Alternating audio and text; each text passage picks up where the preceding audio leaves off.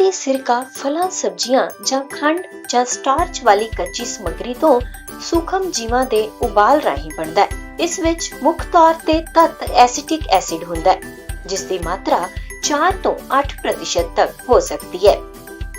ਕੁਦਰਤੀ ਸਿਰਕਾ ਵਰਤਣ ਦੇ ਕਈ ਲਾਭ ਨੇ।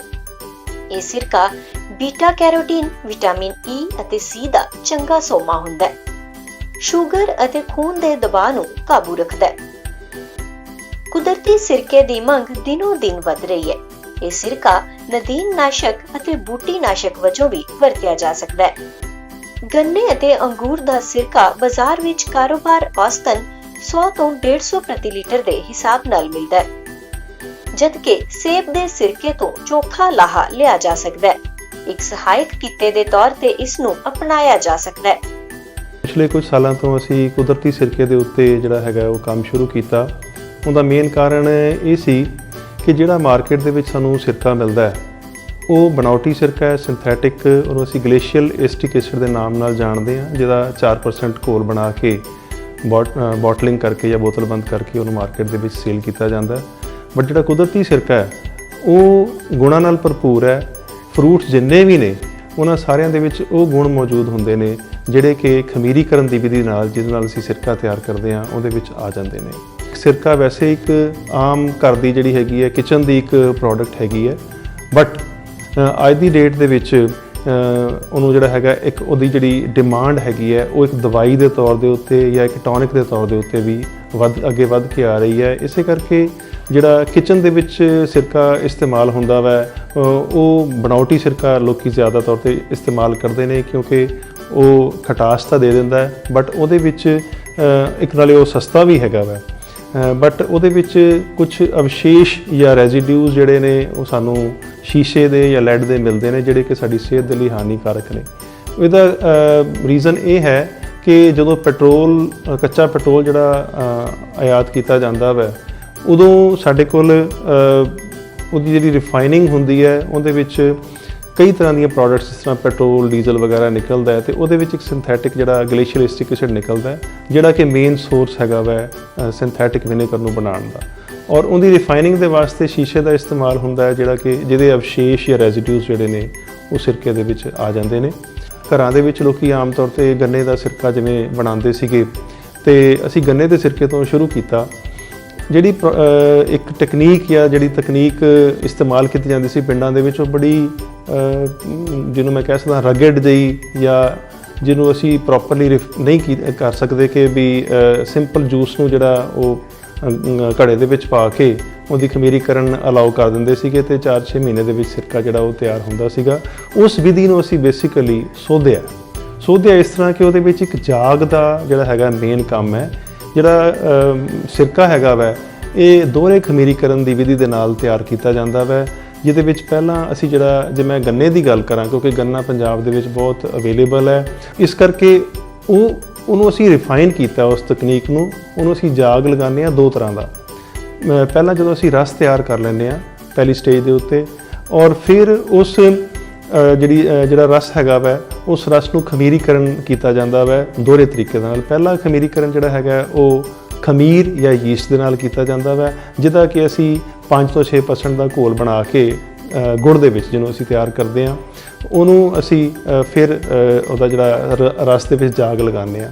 ਉਹਦੇ ਵਿੱਚ ਬੜੀ ਇੱਕ ਇੰਪੋਰਟੈਂਟ ਚੀਜ਼ ਹੈਗੀ ਹੈ ਕਿ ਗੰਨੇ ਦਾ ਜਿਹੜਾ ਰਸ ਹੈ ਉਹਨੂੰ ਆਪਾਂ ਇੱਕਦਮ ਜਿਹੜਾ ਹੈਗਾ ਪਹਿਲੇ ਉਹਨੂੰ ਜਦੋਂ ਰਸ ਨਿਕਾਲਿਆ ਉਹਨੂੰ ਅਸੀਂ ਹਲਕਾ ਉਬਾਲ ਦੇਣਾ ਵੈ। ਹਲਕਾ ਉਬਾਲ ਇਸ ਕਰਕੇ ਦਿੱਤਾ ਜਾਂਦਾ ਵੈ ਕਿਉਂਕਿ ਗੰਨੇ ਦੇ ਰਸ ਵਿੱਚ ਆਪਣੇ ਵੀ ਕਈ ਤਰ੍ਹਾਂ ਦੇ ਜਿਹੜੇ ਨੇ ਸੂਖਮ ਜੀਵ ਜਿਹੜੇ ਨੇ ਮੌਜੂਦ ਹੁੰਦੇ ਨੇ, ਔਰ ਉਹ ਸੂਖਮ ਜੀਵ ਜਿਹੜੇ ਨੇ ਉਹਨਾਂ ਨੂੰ ਖਤਮ ਕਰਨਾ ਜ਼ਰੂਰੀ ਹੈ ਤਾਂ ਕਿ ਅਸੀਂ ਆਪਣਾ ਜਾਗ ਉਹਦੇ 'ਚ ਲਗਾ ਸਕੀਏ। ਔਰ ਦੂਸਰੀ ਗੱਲ, ਅਗਰ ਗੰਨੇ ਦਾ ਜਿਹੜਾ ਰਸ ਹੈਗਾ ਉਹ ਪਿਆ ਰਹਿ ਜਾਵੇ ਤਾਂ ਉਹ ਗਾੜਾ ਹੋ ਜਾਂਦਾ ਹੈ। ਉਸ ਗਾੜੇਪਨ ਤੋਂ ਬਚਾਉਣ ਵਾਸਤੇ ਅਸੀਂ ਜਿਹੜਾ ਹੈਗਾ ਇਹਦਾ ਹਲਕਾ ਉਬਾਲ ਲੈ ਕੇ ਆਉਂਦੇ ਹਾਂ ਤਕਰੀਬਨ 80 ਡਿਗਰੀ ਦੇ ਉੱਤੇ, ਅਤੇ ਉਸ ਤੋਂ ਬਾਅਦ ਸਾਈਡ ਬਾਏ ਸਾਈਡ ਜਾਂ ਨਾਲ ਦੀ ਨਾਲ ਅਸੀਂ ਉਹਦਾ ਜਿਹੜਾ ਜਾਗ ਤਿਆਰ ਕਰਦੇ ਹਾਂ ਉਹ ਗੁੜ ਦੇ ਵਿੱਚ ਕੀਤਾ ਜਾਂਦਾ ਹੈ, ਜਿਹਨੂੰ ਕਿ 150 ਗ੍ਰਾਮ ਪ੍ਰਤੀ ਲੀਟਰ ਦੇ ਹਿਸਾਬ ਨਾਲ ਅਸੀਂ ਜਾਗ ਉਹਦਾ ਤਿਆਰ ਕਰਦੇ ਹਾਂ।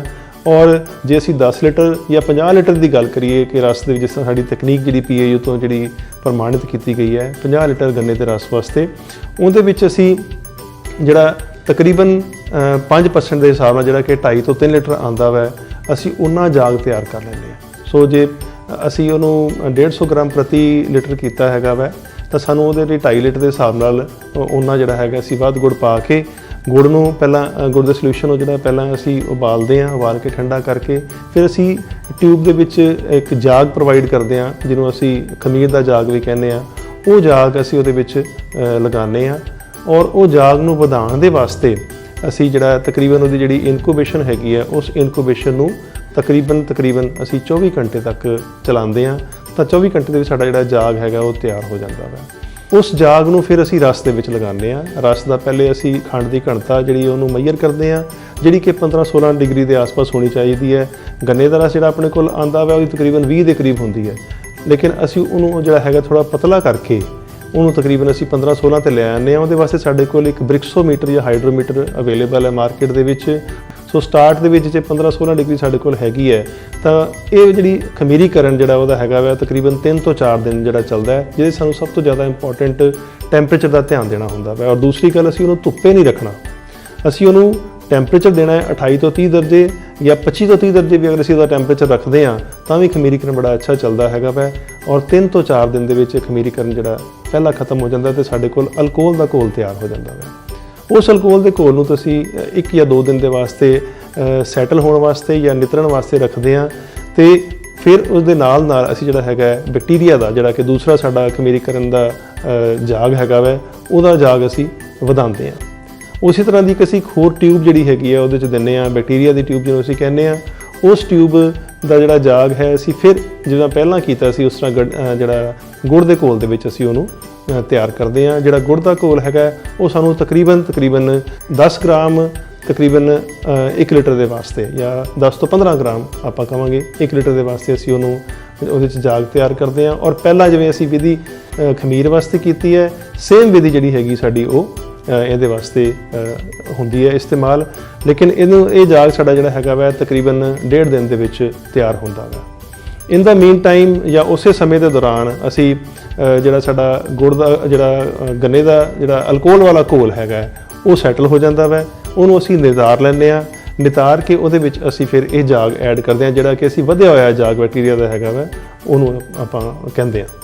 ਉਹਦੇ ਨਾਲ ਅਸੀਂ ਉਹਦੇ ਵਿੱਚ ਇੱਕ ਸਿਰਕਾ, ਪੁਰਾਣਾ ਸਿਰਕਾ ਜਿਹਨੂੰ ਜਾਂ ਮਦਰ ਸਿਰਕਾ ਕਿਹਾ ਜਾਂਦਾ, ਉਹ ਵੀ ਉਹਦੇ ਵਿੱਚ ਪਾ ਦਿੰਦੇ ਹਾਂ। ਸੋ ਜਦੋਂ ਇਹ ਸਾਡੇ ਕੋਲ ਘੋਲ ਤਿਆਰ ਹੋ ਜਾਂਦਾ ਹੈ, ਫਿਰ ਅਸੀਂ ਤਾਪਮਾਨ ਦਾ ਧਿਆਨ ਰੱਖਣਾ, 28 ਤੋਂ 30 ਦਰਜੇ ਤਾਪਮਾਨ ਜਿਹੜਾ ਹੈਗਾ ਉਹ ਰਵੇ। ਔਰ ਉਸ ਦੇ ਦੌਰਾਨ ਅਸੀਂ ਇਹਨੂੰ ਤਕਰੀਬਨ ਸਟਾਰਟਿੰਗ ਦੇ ਵਿੱਚ ਜਾਂ ਸ਼ੁਰੂਆਤ ਦੇ ਵਿੱਚ ਇਹਨੂੰ 3 ਦਿਨ ਦੇ ਵਾਸਤੇ ਹਿਲਾਉਂਦੇ ਹਾਂ, ਤਾਂ ਕਿ ਜਿਹੜਾ ਇਹਦਾ ਜਾਗ ਹੈਗਾ ਉਹ ਪਨਪ ਜਾਵੇ, ਉਹ ਵੱਧ ਜਾਵੇ ਹੋਰ। ਸੋ ਉਸ ਤੋਂ ਬਾਅਦ ਅਸੀਂ ਇਹਨੂੰ ਹਿਲਾਉਣਾ ਬੰਦ ਕਰ ਦਿੰਦੇ ਹਾਂ, ਅਤੇ ਇਹਦੇ ਉੱਪਰ ਇੱਕ ਝਿੱਲੀ ਜਿਹੜੀ ਹੈਗੀ ਹੈ ਉਹ ਆ ਜਾਂਦੀ ਹੈ, ਜਿਹਨੂੰ ਪਿੰਡਾਂ ਦੇ ਵਿੱਚ ਆਮ ਤੌਰ 'ਤੇ ਲੋਕੀ ਜਾਲਾ ਵੀ ਕਹਿ ਦਿੰਦੇ ਆ ਕਿ ਸਿਰਕੇ ਦਾ ਜਾਲਾ ਪੈ ਗਿਆ ਵਾ।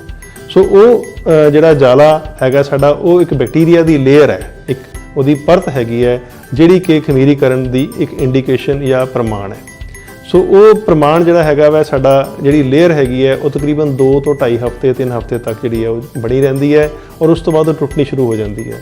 ਔਰ ਖੁਸ਼ਬੂ ਉਸ ਤੋਂ ਬਾਅਦ ਜਿਹੜੀ ਹੈਗੀ ਸਾਡੇ ਕੋਲ ਸਿਰਕੇ ਦੀ ਆਉਣੀ ਸ਼ੁਰੂ ਹੋ ਜਾਂਦੀ ਹੈ। ਜਦੋਂ ਉਹ ਟੁੱਟ ਜਾਏ, ਫਿਰ ਅਸੀਂ ਉਹਦਾ ਐਨਾਲਿਸਿਸ ਕਰਦੇ ਹਾਂ ਕਿ ਸਾਡਾ ਸਿਰਕਾ ਤਿਆਰ ਹੋ ਗਿਆ ਕਿ ਨਹੀਂ। ਜਿਹੜੀ ਆਪਣੀ FSSAI ਦੇ ਮੁਤਾਬਿਕ ਜਿਹੜਾ ਸਿਰਕਾ ਹੈਗਾ ਉਹਦੇ 'ਚ ਘੱਟੋ ਘੱਟ 4 ਤੋਂ 4.5% ਜਿਹੜਾ ਹੈਗਾ ਉਹ ਐਸਟਿਕ ਐਸਿਡ ਹੋਣਾ ਚਾਹੀਦਾ ਵੈ।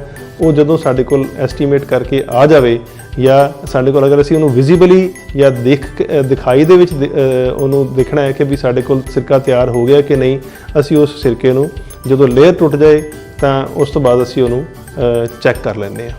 ਔਰ ਦੇਖਣ 'ਤੇ ਉਹ ਜਿਹੜਾ ਹੈਗਾ ਉਹਦਾ ਰੰਗ ਥੋੜ੍ਹਾ ਲਾਲੀ ਦੇ ਵਿੱਚ ਵੀ ਆਉਂਦਾ ਵੈ, ਜਿਹੜਾ ਗੰਨੇ ਦਾ ਹੈਗਾ ਵੈ ਸਿਰਕਾ। ਔਰ ਜਿਹੜੇ ਅਸੀਂ ਫਰੂਟ ਦੇ ਸਿਰਕੇ ਦੀ ਗੱਲ ਕਰੀਏ ਤਾਂ ਜੋ ਫਰੂਟ ਦਾ ਰੰਗ ਹੈਗਾ ਵੈ ਉਹ ਰੰਗ ਉਹਦੇ ਵਿੱਚ ਜਿਹੜਾ ਉਹ ਆ ਜਾਂਦਾ ਵੈ। ਸੋ ਤਕਰੀਬਨ 28 ਤੋਂ 30 ਦਿਨ ਦੇ ਵਿੱਚ ਟੋਟਲ ਜਿਹੜੀ ਇਹ ਪ੍ਰੋਸੈਸ ਹੈਗੀ ਹੈ, ਉਹਦੇ ਵਿੱਚ ਸਾਡੇ ਕੋਲ ਗੰਨੇ ਦਾ ਸਿਰਕਾ ਜਿਹੜਾ ਉਹ ਤਿਆਰ ਹੋ ਜਾਂਦਾ ਵੈ। ਸੋ ਇਹ ਤਾਂ ਸੀਗਾ ਕਿ ਗੰਨੇ ਦੇ ਵਾਸਤੇ ਇਹ ਸਾਰੀ ਜਿਹੜੀ ਵਿਧੀ ਹੈਗੀ ਹੈ, ਇਹ ਸਾਡੇ ਕੋਲ ਅਸੀਂ ਇਹਦੇ ਉੱਤੇ ਜਿਹੜੀਆਂ ਪੰਜਾਬ ਖੇਤੀਬਾੜੀ ਯੂਨੀਵਰਸਿਟੀ ਨੇ ਬੁੱਕਸ ਵੀ ਤਿਆਰ ਕੀਤੀਆਂ ਨੇ, ਔਰ ਅਸੀਂ ਉਹਦੇ ਵਿੱਚ ਗੰਨੇ ਔਰ ਫਰੂਟਸ ਦੀ ਜਿਹੜੀ ਹੈਗੀ ਹੈ ਜਾਂ ਜਿਹੜੀ ਫਲਾਂ ਦੀ ਹੈਗੀ 4 ਜਿਹੜੇ ਫਲ ਨੇ ਇਹਦੇ ਵਿੱਚ ਅਸੀਂ ਇਸਤੇਮਾਲ ਕੀਤੇ ਨੇ। ਇਹਦੇ ਵਿੱਚ ਅੰਗੂਰ, ਸੇਬ, ਜਾਮਨ ਅਤੇ ਇੱਕ ਸਾਡਾ ਜਿਹੜਾ ਹੈਗਾ ਗੁਆਵਾ, ਜਾਂ ਅਮਰੂਦ ਜਿਹੜਾ ਹੈਗਾ ਅਸੀਂ ਉਹਦੇ ਤੋਂ ਸਿਰਕਾ ਜਿਹੜਾ ਉਹ ਤਿਆਰ ਕੀਤਾ ਵਾ। ਇੱਕ ਸਾਡੇ ਕੋਲ ਸਿਰਕਾ ਇਹਦੇ ਵਿੱਚ ਹੋਰ ਹੈਗਾ, ਮਾਰਕੀਟ 'ਚ ਵੈਸੇ ਅਵੇਲੇਬਲ ਜਿਹੜਾ ਜ਼ਿਆਦਾ ਉਹ ਸੇਬ ਦਾ ਸਿਰਕਾ ਮੰਨਿਆ ਜਾਂਦਾ ਵਾ, ਪਰ ਉਹਦੇ 'ਤੇ ਕਿਉਂਕਿ ਥੋੜ੍ਹੀ ਜਿਹੀ ਰਿਸਰਚ ਜ਼ਿਆਦਾ ਹੋਈ ਹੈ, ਇਸ ਕਰਕੇ ਉਹ ਜ਼ਿਆਦਾ ਮੈਂ ਇਹ ਕਹਾਂਗਾ ਕਿ ਉਹ ਭੇਡ ਚਾਲ ਹੈ। ਲੇਕਿਨ ਜਿਹੜੇ ਬਾਕੀ ਸਿਰਕੇ ਨੇ, ਭਾਵੇਂ ਉਹ ਜਾਮਨ ਦਾ ਸਿਰਕਾ ਹੈ ਜਾਂ ਉਹ ਸਾਡੇ ਕੋਲ ਗ੍ਰੇਪਸ ਦਾ ਸਿਰਕਾ ਹੈਗਾ ਵੈ, ਉਹ ਸਿਰਕਾ ਵੀ ਇਕੁਅਲੀ ਇੰਪੋਰਟੈਂਟ ਹੈਗਾ ਵੈ ਸਿਹਤ ਦੇ ਵਾਸਤੇ। ਤੇ ਅਸੀਂ ਕਈ ਜਗ੍ਹਾ ਤੇ ਜਾ ਕੇ ਇਹਦੇ ਬਾਰੇ ਅਵੇਅਰਨੈਸ ਪ੍ਰੋਗਰਾਮਸ ਵੀ ਕਰਦੇ ਹਾਂ, ਔਰ ਟ੍ਰੇਨਿੰਗ ਪ੍ਰੋਗਰਾਮ ਵੀ ਪੰਜਾਬ ਖੇਤੀਬਾੜੀ ਯੂਨੀਵਰਸਿਟੀ ਦੇ ਵਿੱਚ ਕਰਵਾਇਆ ਜਾਂਦਾ ਸਾਲ 'ਚ 2 ਵਾਰੀ। ਔਰ ਅਸੀਂ ਉੱਥੇ ਇਹ ਪੈਂਫਲੇਟਸ ਵੀ ਜਿਹੜੇ ਅਵੇਅਰਨੈਸ ਪ੍ਰੋਗਰਾਮਸ ਦੇ ਵਿੱਚ ਉਹ ਦਿੰਦੇ ਹਾਂ, ਜਿਹਦੇ ਵਿੱਚ ਕਿ ਸਾਰੀ ਜਿਹੜੀ ਪ੍ਰੋਸੈਸ ਹੈਗੀ ਹੈ ਉਹ ਲਿਖੀ ਹੋਈ ਹੈ, ਉਹਦੀ ਇੰਪੋਰਟੈਂਸ ਲਿਖੀ ਹੋਈ ਹੈ। ਔਰ ਇਹ ਜਿਹੜੀ ਸਾਡੀ ਵਿਧੀ ਹੈਗੀ ਹੈ ਇਹਨੂੰ ਕਾਫੀ ਸਲਾਹਿਆ ਵੀ ਗਿਆ ਹੈਗਾ ਵੈ। ਭਾਰਤ ਸਰਕਾਰ ਵੱਲੋਂ ਸਾਨੂੰ 2 ਪ੍ਰੋਜੈਕਟ ਵੀ ਮਿਲੇ, ਜਿਹਦੇ ਵਿੱਚ ਅਸੀਂ ਕੰਢੀ ਏਰੀਆ ਦੇ ਵਿੱਚ ਜਾ ਕੇ ਸਿਰਕੇ ਦੇ ਵਾਸਤੇ ਇਹਦੇ ਇੱਕ ਸਹਾਇਕ ਧੰਦੇ ਨੂੰ ਅਪਣਾਉਣ ਵਾਸਤੇ ਕਈ ਤਰ੍ਹਾਂ ਦੀਆਂ ਟ੍ਰੇਨਿੰਗਸ ਦਿੱਤੀਆਂ ਨੇ। ਔਰ ਇਹਦੇ ਇਲਾਵਾ ਮੈਨੇ ਦੱਸਦਿਆਂ ਬੜੀ ਖੁਸ਼ੀ ਹੁੰਦੀ ਹੈ ਕਿ ਕੁਦਰਤੀ ਸਿਰਕਾ ਜਿਹੜਾ ਗੰਨੇ ਦੇ ਕੁਦਰਤੀ ਸਿਰਕੇ ਦੇ ਉੱਤੇ ਸਾਨੂੰ ਇੱਕ ਜਿਹੜਾ ਭਾਰਤੀ ਪੇਟੈਂਟ ਜਿਹੜਾ ਉਹ ਵੀ ਇੱਕ ਗ੍ਰਾਂਟ ਹੋਇਆ ਵੈ। ਔਰ ਇਸ ਪ੍ਰੋਸੈਸ ਨੂੰ ਪੰਜਾਬ ਖੇਤੀਬਾੜੀ ਯੂਨੀਵਰਸਿਟੀ ਨੇ ਕਮਰਸ਼ਲਾਈਜ਼ ਵੀ ਕੀਤਾ ਹੋਇਆ ਵੈ। ਇੱਕ 50,000 ਰੁਪਏ ਦੀ ਮਾਮੂਲੀ ਜੀ ਰਕਮ ਜਿਹੜੀ ਹੈ ਅਦਾ ਕਰਕੇ ਇਹ ਟੈਕਨੋਲੋਜੀ ਖਰੀਦੀ ਜਾ ਸਕਦੀ ਹੈ, ਜਿਹਦੇ ਵਿੱਚ ਅਸੀਂ ਦੱਸਦੇ ਹਾਂ ਕਿ ਵੀ ਪ੍ਰੋਸੈਸ ਇਹ ਕਿਵੇਂ ਚੱਲੇਗੀ। ਔਰ ਜਿਹੜੇ ਸਾਡਾ ਸਭ ਤੋਂ ਪਹਿਲਾ ਜਿਹੜਾ ਸਾਡਾ ਕਸਟਮਰ ਸੀਗਾ, ਜਾਂ ਮੈਂ ਕਹਾਂਗਾ ਉਹ ਉੱਨਤੀ ਕੋਆਪਰੇਟਿਵ ਸੁਸਾਇਟੀ ਤਲਵਾੜਾ ਦੇ ਵਿੱਚ ਸੀ, ਜਿਹੜੇ ਕਿ ਅੱਜ ਕਰੋੜਾਂ ਦੇ ਵਿੱਚ ਜਿਹੜਾ ਹੈਗਾ ਉਹ ਸਿਰਕਾ ਸੇਲ ਕਰ ਰਹੇ ਨੇ। ਉਹਦੇ ਇਲਾਵਾ ਜਿਹੜੀ ਇਹ ਕਮਰਸ਼ਲਾਈਜ਼ ਟੈਕਨੋਲੋਜੀ ਹੈਗੀ ਹੈ ਇਹ 5 ਹੋਰ ਜਿਹੜੀਆਂ ਕੰਪਨੀਆਂ ਨੇ ਉਹ ਖਰੀਦੀ ਹੈਗੀ ਹੈ। ਔਰ ਉਹਨਾਂ ਦੀ ਵੀ ਜਿਹੜੀ ਹੈਗੀ ਹੈ ਪ੍ਰੋਡਕਸ਼ਨ ਉਹ ਤਕਰੀਬਨ 5 ਤੋਂ 10,000 ਲੀਟਰ ਜਿਹੜੀ ਮਹੀਨੇ ਦੀ ਉਹ ਹੈਗੀ ਹੈ। ਔਰ ਇਹ ਜਿਹੜੀ ਇੱਕ ਜਿਹੜੀ ਟੈਕਨੋਲੋਜੀ ਹੈਗੀ ਹੈ ਇਹਦੀ ਜਿੰਨੀ ਸਲਾਹਨਾ ਕੀਤੀ ਜਾਏ ਉਹ ਘੱਟ ਹੈ। ਇਹਦੇ ਵਿੱਚ ਮੇਰੀ ਇੱਕ ਅਪੀਲ ਹੈ ਪੰਜਾਬ ਦੇ ਜਿਹੜੇ ਕਿਸਾਨ ਵੀਰਾਂ ਨੂੰ ਕਿ ਜਿਨ੍ਹਾਂ ਕੋਲ ਆਪਣੇ ਲੈਂਡਸ ਨਹੀਂ ਹੈਗੇ, ਉਹ ਸਾਡੇ ਕੋਲ PIU ਦੇ ਵਿੱਚ ਬਹੁਤ ਸਾਰੀਆਂ ਟੈਕਨੋਲੋਜੀਜ਼ ਨੇ ਜਿਹੜੇ ਕਿ ਸਹਾਇਕ ਧੰਦੇ ਦੇ ਤੌਰ ਦੇ ਉੱਤੇ ਅਪਣਾਈਆਂ ਜਾ ਸਕਦੀਆਂ ਨੇ। ਸੋ ਇਹ ਜਿਹੜੇ ਛੋਟੇ ਜਿਹੜੀਆਂ ਟੈਕਨੋਲੋਜੀਜ਼ ਨੇ ਇਹਨਾਂ ਨੂੰ ਅਪਣਾ ਕੇ ਅਸੀਂ ਲਾਭ ਵੀ ਕਮਾ ਸਕਦੇ ਹਾਂ ਔਰ ਆਪਣੀ ਜਿਹੜੀ ਸਿਹਤ ਹੈਗੀ ਹੈ ਉਹ ਵੀ ਅੱਛੀ ਰੱਖ ਸਕਦੇ ਹਾਂ। ਧੰਨਵਾਦ। ਪੰਜਾਬ ਐਗਰੀਕਲਚਰਲ ਯੂਨੀਵਰਸਿਟੀ ਦੇ ਮਾਈਕਰੋਬਾਇਓਲੋਜੀ ਵਿਭਾਗ ਵੱਲੋਂ ਹਰ ਸਾਲ ਨਵੰबर ਦੇ ਮਹੀਨੇ ਇਸ ਦੀ ਸਿਖਲਾਈ ਪ੍ਰਦਾਨ ਕੀਤੀ ਜਾਂਦੀ ਹੈ। हमने लुधियाना एग्रीकल्चर यूनिवर्सिटी से 2011 में कोर्स किया था विनेगर बनाने का, और समय समय पर अगर कोई दिक्कतें आती रहीं तो इनसे सहयोग भी लेते रहे यूनिवर्सिटी से कि हमें यहाँ पे दिक्कत आती है, इसमें ब्रिक्स की आ रही है या एसिडिटी की आ रही है या और कोई इसमें दिक्कत आती है, नहीं बन पा रहा है या सही नहीं बन पा रहा है। उसके बारे पर समय समय पर हमें डॉक्टर कोचर साहब गाइड करते रहते थे। और विनेगर बनाने के बाद में विनेगर की सप्लाई करना धीरे धीरे शुरू किया हमने। लोगों का रिस्पांस भी मिला और प्रशंसा भी मिली। उसके बाद मनोबल मेरा और बढ़ता गया और इसके पीछे पड़े रहे और आज भी बनाते बेचते हैं। और इसमें प्रॉफिट भी है। अगर देहात के लोग अगर इसको बनाना बेचना चाहते हैं तो इसमें 3-4 गुना की प्रॉफिट भी है। ਸਿਰਕਾ ਤਿਆਰ ਕਰਨ ਲਈ ਕੋਈ ਖਾਸ ਸਮਾਨ ਜਾਂ ਜਗ੍ਹਾ ਦੀ ਜ਼ਰੂਰਤ ਨਹੀਂ ਹੁੰਦੀ।